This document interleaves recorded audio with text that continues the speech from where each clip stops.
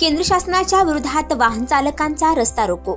नमस्कार, आपण पाहत आहात दैनिक विदर्भ सत्यजित लाईव्ह न्यूज। आमचे मुख्य संपादक उद्धव फंगाळ यांनी दिलेल्या माहितीनुसार सध्या केंद्र सरकारच्या विरोधात महाराष्ट्र राज्यासह संपूर्ण देशात वाहन चालकांमध्ये तीव्र रोष निर्माण होत आहे। केंद्र सरकारने वाहन चालकांच्या विरोधात कायदा तयार केला असून या कायद्यात जर वाहन चालकाकडून अपघात झाला तर त्या चालकाला 7 लाख रुपये दंड व 10 वर्षाची शिक्षा असा नियम करण्यात आला आहे। हा नियम वाहन चालकांसाठी जीवघेणा असून वाहन चालकावर एक प्रकारे अन्याय आहे। वाहन चालक आपल्या जीवाची पर्वा न करता आपल्या मुलाबाळाकडे दुर्लक्ष करून 10 दिवस 15 दिवस तर कधी कधी एक महिना घराच्या बाहेर राहतात। अशा परिस्थितीत वाहन चालकांकडून कळत न कळत एखाद्या वेळेस लहान मोठे अपघात होत असतात, मात्र वाहन चालकाला सरकारकडून कोणतेही संरक्षण मिळत नाही। उलट सरकारने वाहन चालकांच्या विरोधातच कायदा तयार केला असून याचा निषेध म्हणून 10 जानेवारी रोजी मेहकर येथील बायपासवर सोनाटी चौफुलीवर रास्ता रोको आंदोलन करण्यात आले। यावेळी शिवसेनेचे उपजिल्हा प्रमुख प्राध्यापक आशिष रहाटे यांनी वाहन चालकांच्या मागण्या रास्त असून सरकारने वाहन चालकांच्या विरोधात केलेला कायदा रद्द करावा अशी मागणी केली। यावेळी ठाणेदार राजेश शिंगटे यांनी पोलीस बंदोबस्त ठेवला होता।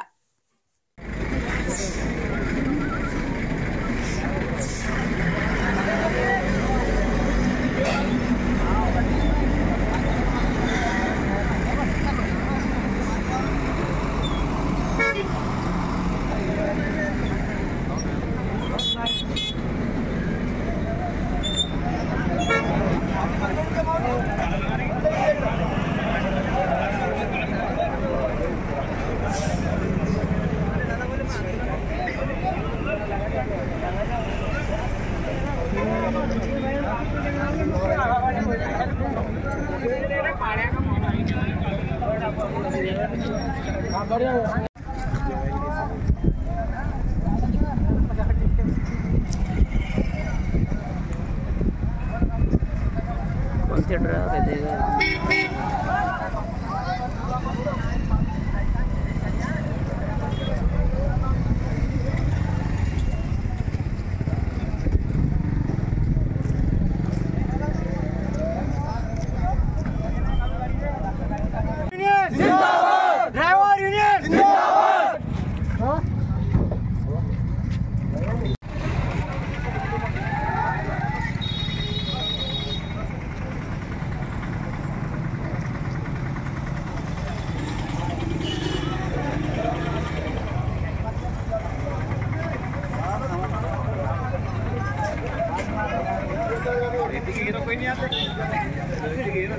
आहे ते?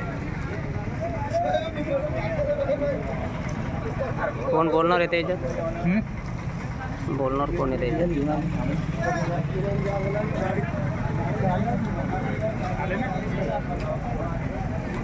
किती मागायची घ्या।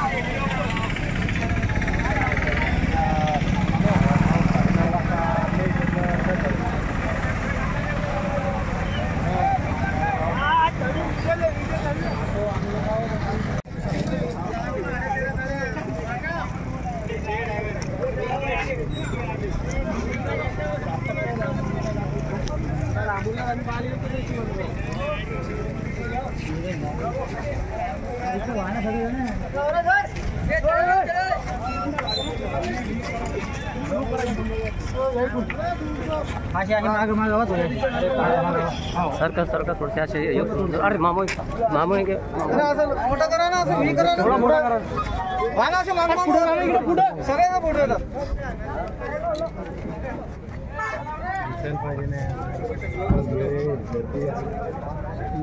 सरका माग माग थोडे सरका असे घ्या मोठं थोडं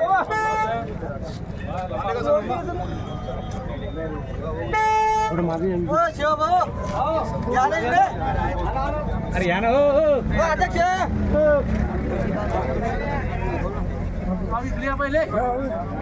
मिनिट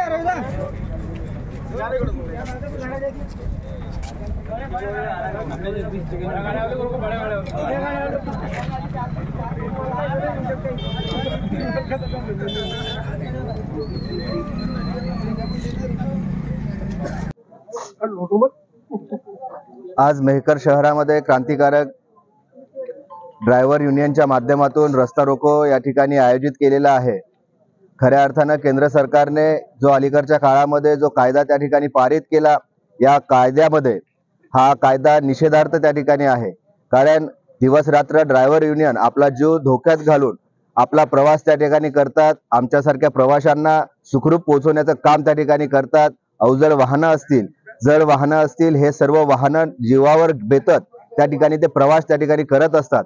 आपल्या कुटुंबाचा कोणताच विचार न करता आपल्याला जबाबदारी मिळालेली आहे, आपला उदरनिर्वाह करावा या हेतूने आपल्या प्रशासनाचा असेल, सर्व घटकांचा असेल, या सर्व घटकांसाठी अहोरात्र रात्रभर त्या ठिकाणी ते प्रवास त्या ठिकाणी करत असतात। आणि म्हणून या मागण्याच्या संदर्भात त्यांनी हे आज आंदोलन या ठिकाणी केलेलं आहे। खऱ्या अर्थाने सरकारने या घटकाकडेही विशेष लक्ष त्या ठिकाणी देणं गरजेचं आहे।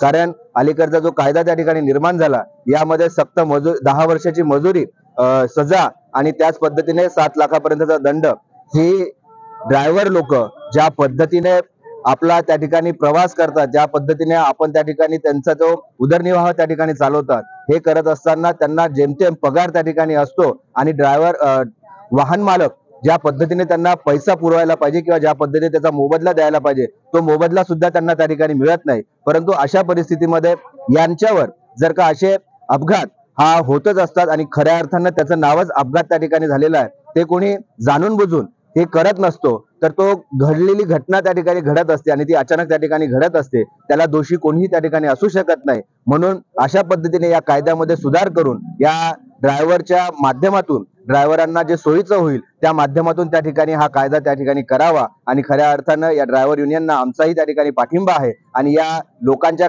ज्या काही मागण्या आहेत त्या मागण्या सरकारने त्वरित त्या ठिकाणी पूर्ण कराव्या आणि या कायद्या संदर्भात एक चांगला निर्णय घेऊन एक ड्रायव्हर युनियनना एक समाधान त्या ठिकाणी मिळेल अशा पद्धतीचा कायदा त्या ठिकाणी निर्माण करावा, एवढी या निमित्ताने विनंती करतो। धन्यवाद।